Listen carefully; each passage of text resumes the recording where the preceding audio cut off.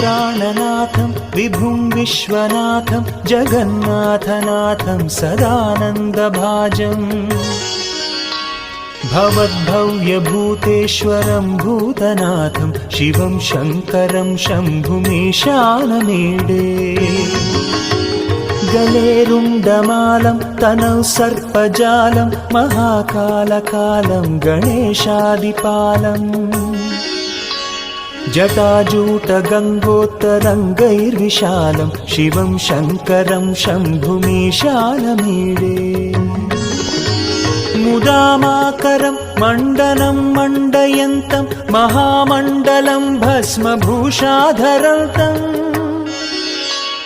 अनादिं ह्यपारं महामोहमारं शिवं शङ्करं शम्भुमीशानमीडे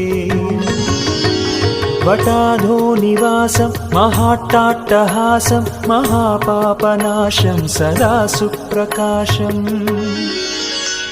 गिरीशं गणेशं सुरेशं महेशं शिवं शङ्करं शम्भुमीशानमीडे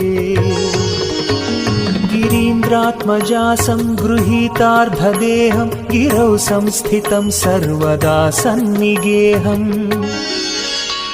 परब्रह्म ब्रह्मादिभिर्वन्द्यमानं शिवं शङ्करं शम्भुमीशानमीडे